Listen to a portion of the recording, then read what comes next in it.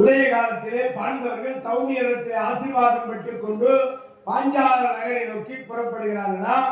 அப்படி புறப்படுகிற நேரத்திலே அருமையா உதய காலத்திலே சூரியன் புதிய காலத்திலே வருகிற நேரத்திலே உதயமாகிற நேரத்திலே நல்ல சகுனங்கள் எல்லாம் தெரிகிறதா. அப்போ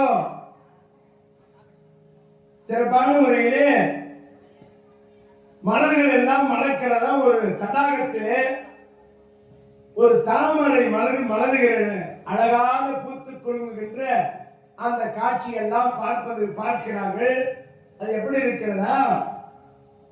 உழந்தன கங்குள் போதும் பொழிதரு பணியும்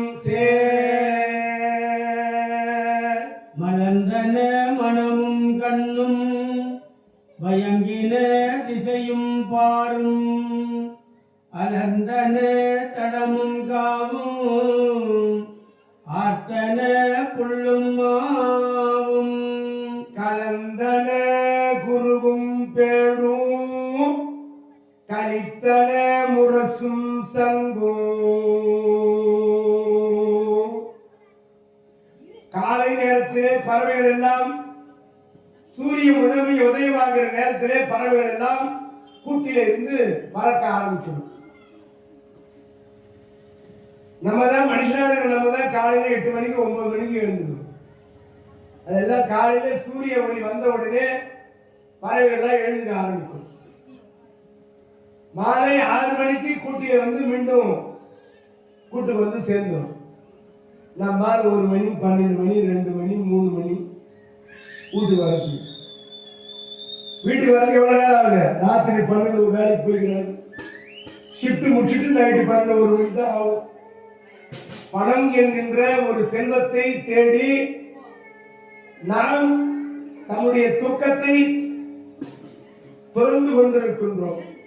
நம்முடைய சுகாதாரமான வாழ்க்கையை துறந்து கொண்டிருக்கின்றோம். எல்லாம் பணத்தை தேடி வருமானத்தை தேடி ஓடுறாங்க. அப்ப பறவைகள் எல்லாம் பாருங்க, அது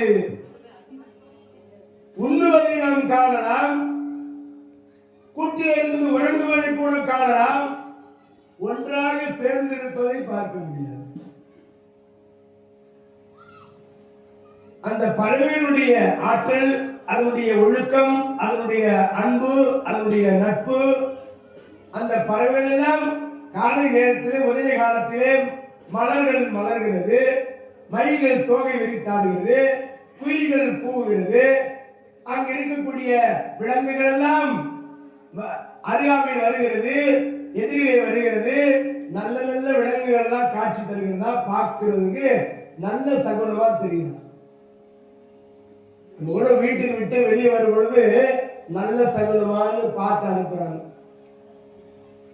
யாராவது கணவனை இழந்தவங்க எதிரில் வந்துட்டாங்கன்னா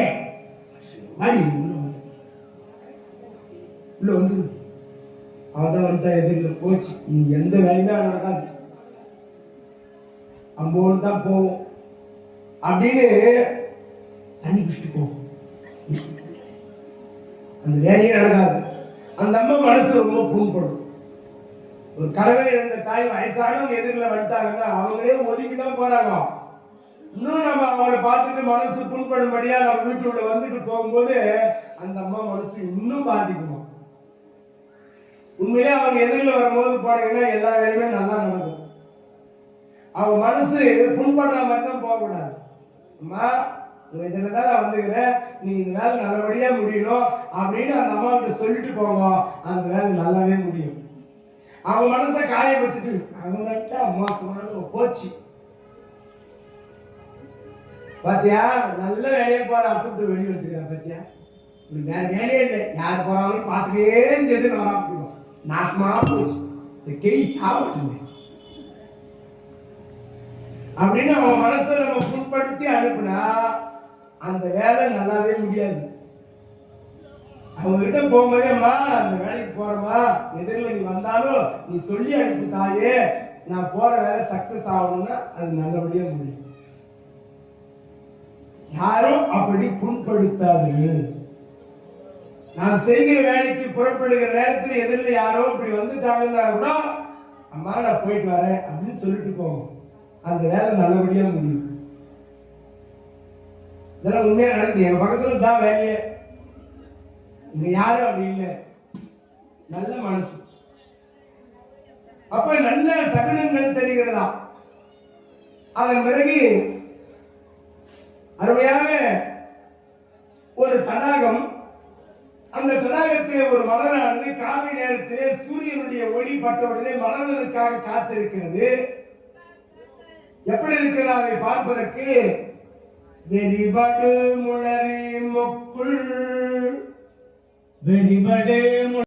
விரிவரம் நோக்கி சுற்றும் பொறிவரி வண்டின் இட்டம் புறத்திருந்து இறங்க வண்டொன்று இருகரால் வீசி உள்புக்கு இன்மதி நுகர்தல் கண்டு நெறியில் நல்லிமத்தமாக நெஞ்சுர நினைந்து சென்றார். நெறிகின்னம் நிமித்தமாக நெஞ்சுர நினைந்து சென்றார்.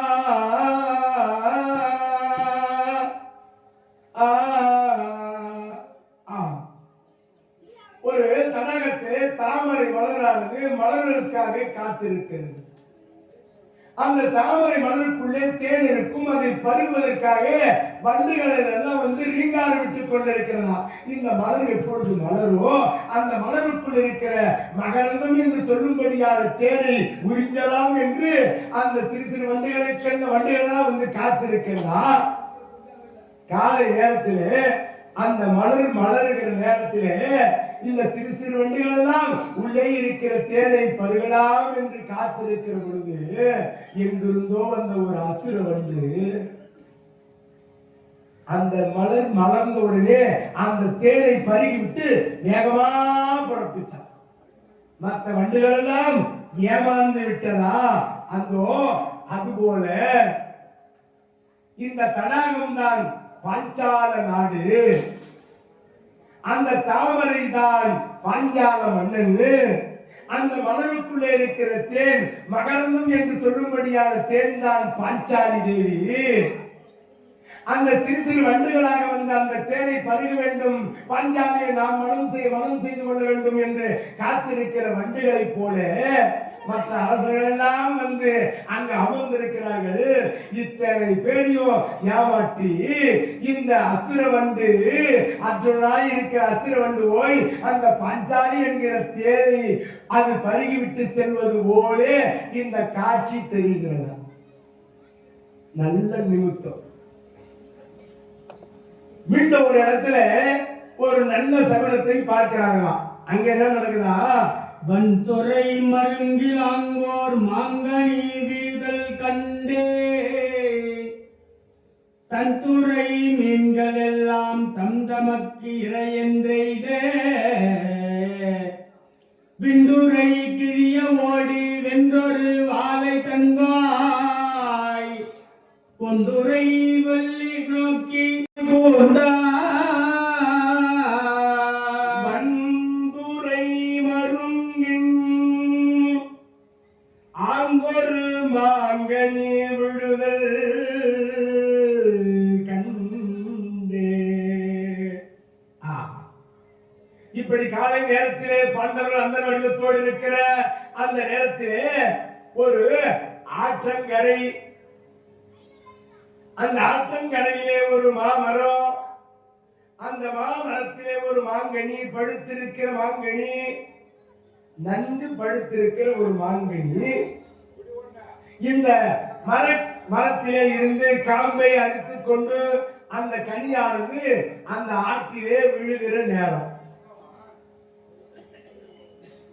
சிறு சிறு மீன்கள் எல்லாம் வாய் திறந்து கொண்டு இந்த மாம்பழத்தை நாம் சாப்பிடலாம் என்று வாய் திறந்து கொண்டிருக்கிறார்.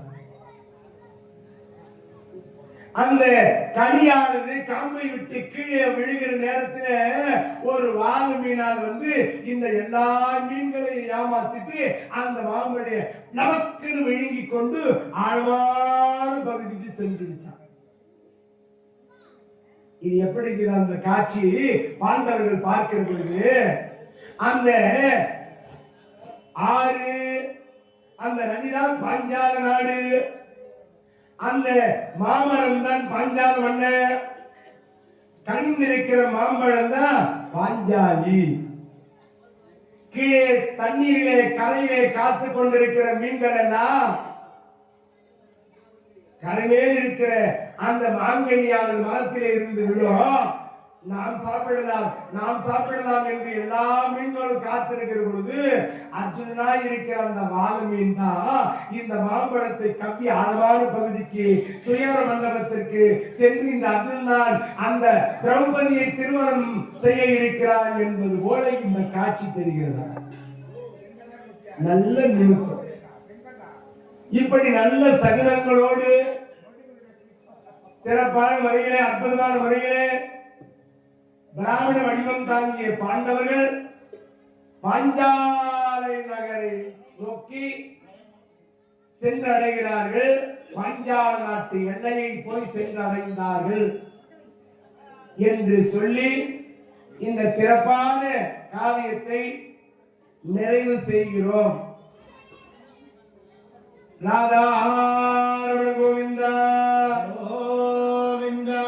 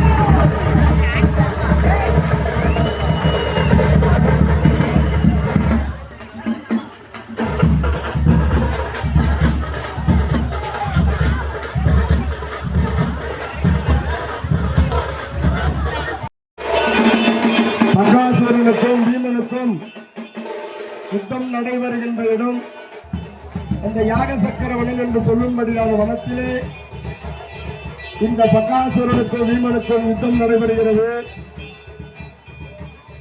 அந்த காட்சி தான் நடந்து கொண்டிருக்கிறது. முன்னேற்று மங்கலத்திலே பிராமண வடிவத்தோடு பாண்டவர்கள் வாழ்ந்து வருகிறார்கள். ஒவ்வொரு நாளும் இந்த பகாசுரனாக விளங்கக்கூடியவன் அந்த முன்னூற்று மங்கலத்தில் இருக்கக்கூடிய ஆடு மாடு மனிதர்கள் ஆண்கள் பெண்கள் குழந்தைகள் என்று யாரையும் விடமாட்டான். அத்தனை பேரையும் கொன்று மென்று தின்று அந்த பகாசுரனாக விளங்குகின்றான். அந்தர வடிவத்தோடு பாண்டவர்கள் போய் தர்ம பிராமணர் என்று சொல்லும்படியான ஒரு அந்தனர் வீட்டிலே தங்கி வாழ்ந்து வருகிறார்கள். எல்லாரும் உட்காருங்க. இடும்பாவனத்திற்கு பிறகு சாலி கோத்திரவனம், சாலி கோத்திரவனத்திற்கு பிறகு முன்னூற்று மங்கலம், முன்னூற்று மங்கலத்துக்கு பிறகு யாக சக்கரவனம். அந்த யாக சக்கரவனத்துல பகாசூரன் 16,000 யான பலம் படைத்தவன் பகாசூரன். பீமனுக்கு அங்க